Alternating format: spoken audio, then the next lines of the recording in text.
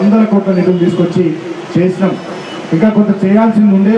సరే, కొత్త ప్రభుత్వం వచ్చింది. మందమరి పట్టణంలో కానీ, చెన్నూరు పట్టణంలో కానీ, రామకృష్ణాపూర్ పట్టణంలో కానీ, మన మందమరి, జైపూర్, భీమారం, చెన్నూరు, కోటపల్లి మండలాల్లో చాలా అభివృద్ధి కార్యక్రమాలు కొనసాగిస్తారని మనం అనుకున్నాం, ఆశపడ్డాం. ఇక్కడ గవర్నమెంట్ అనేది కంటిన్యూస్ ప్రాసెస్. ఒకసారి మనం ఉంటాం, ఒకసారి ఇంకోళ్ళు ఉంటారు, ఇంకోసారి ఇంకోళ్ళు ఉంటారు. కానీ ప్రభుత్వం అనేది నిరంతరాయంగా గడిచేటటువంటి ఒక వ్యవస్థ, నడిపేటటువంటి ఒక వ్యవస్థ.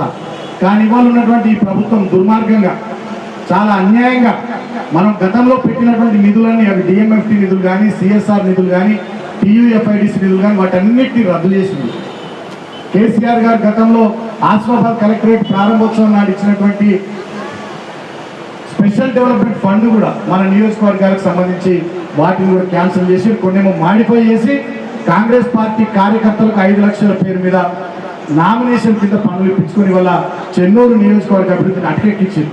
మనం ఉన్నప్పుడు ఆనాడు చాలా అభివృద్ధి పనులు చేసినాం. అదేవిధంగా చెన్నూరును రెవెన్యూ డివిజన్ చేసినాం, బస్ డిపోలు తెచ్చినాం, వంద పడకల ఆసుపత్రులు తెచ్చినాం, అస్నాలు పార్కులు 2 మండలాలు చేసినాం. అవన్నీ వల్ల పక్కకి వెళ్ళిపోయినాయి.